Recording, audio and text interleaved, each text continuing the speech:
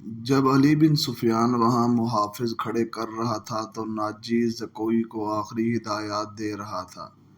اس شام زکوئی کا حسن کچھ زیادہ ہی نکھر آیا تھا۔ اس کے جسم سے عطر کی ایسی بھینی بھینی خوشبو اٹھ رہی تھی جس میں سحر کا تاثر تھا۔ اس نے بال عریاں کندھوں پر پھیلا دیے تھے، سفید کندھوں پر سیاہی مائل بھورے بال زاہدوں کی نظروں کو گرفتار کرتے تھے۔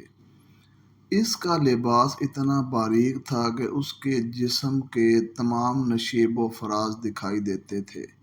اس کے ہونٹوں پر قدرتی تبسم ادخل کلی کی طرح تھا۔ ناجی نے اس کو سر سے پاؤں تک دیکھا۔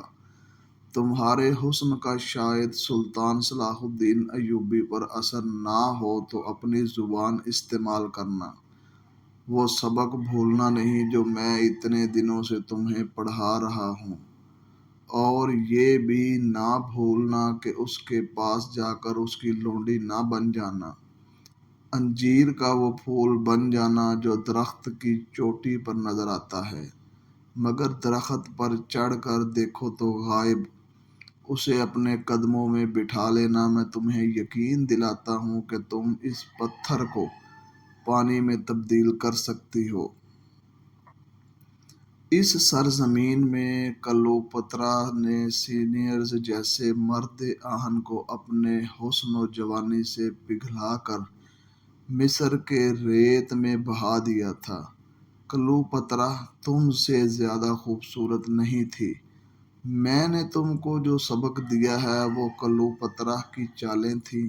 عورت کی یہ چالیں کبھی ناکام نہیں ہو سکتی، ناجی نے کہا۔ زکوئی مسکرا رہی تھی اور بڑے غور سے سن رہی تھی۔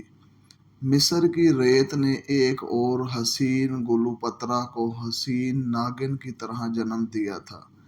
مصر کی تاریخ اپنے آپ کو دہرانے والی تھی۔ سورج غروب ہوا تو مشعلیں جل اٹھی۔ سلطان صلاح الدین ایوبی گھوڑے پر سوار آ گیا۔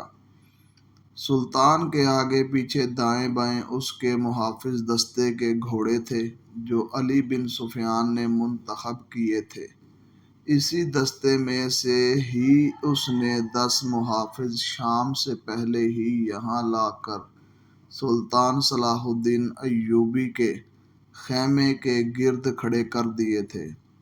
سازندوں نے دف کی آواز پر استقبالیہ دھن بجائی اور صحرائے امیر مصر صلاح الدین ایوبی زندہ باد کے نعروں سے گونجنے لگا۔ ناجی نے آگے بڑھ کر استقبال کیا اور کہا، آپ کے جاں نثار، عظمت اسلام کے پاسبان، آپ کو بصیر و چشم خوش آمدید کہتے ہیں۔ ان کی بے تابیاں اور بے قراریاں دیکھیں، آپ کے اشارے پر کٹ مریں گے۔ اور خوش آمد کے لیے اس کو جتنے الفاظ یاد آئے ناجی نے کہہ ڈالے۔ جوں ہی سلطان صلاح الدین ایوبی اپنی شاہانہ نشست پر بیٹھا، سرپٹ دوڑتے گھوڑوں کی ٹاپوں کی آوازیں سنائی دینے لگی۔ گھوڑے جب روشنی میں آئے تب اس نے دیکھا کہ 4 گھوڑے دائیں سے اور 4 بائیں سے آ رہے تھے۔ ہر ایک پر ایک ایک سوار تھا اور ان کے پاس ہتھیار نہیں تھے۔ وہ ایک دوسرے کے آمنے سامنے آ رہے تھے۔ صاف ظاہر تھا کہ وہ ٹکرا جائیں گے۔ کسی کو معلوم نہیں تھا کہ وہ کیا کریں گے۔ وہ ایک دوسرے کے قریب آئے تو سوار رکابوں میں پاؤں جمائے کھڑے ہوئے۔ پھر انہوں نے لگامیں ایک ایک ہاتھ میں تھام لیں اور دوسرے بازو پھیلا دیے۔ دونوں اطراف کے گھوڑے بالکل آمنے سامنے آ گئے اور سواروں کی دونوں پارٹیاں ایک دوسرے سے الجھ گئیں۔ سواروں نے ایک دوسرے کو پکڑنے اور گرانے کی کوشش کی۔ سب گھوڑے جب آگے نکل گئے تو 2 سوار جو گھوڑوں سے گر گئے تھے ریت پر قلہ بازیاں کھا رہے تھے۔ ایک طرف کے ایک سوار نے دوسری طرف کے ایک سوار کو ایک بازو میں جکڑ کر اسے گھوڑے سے اٹھا لیا تھا اور اسے اپنے گھوڑوں پر لاد کر لے جا رہا تھا۔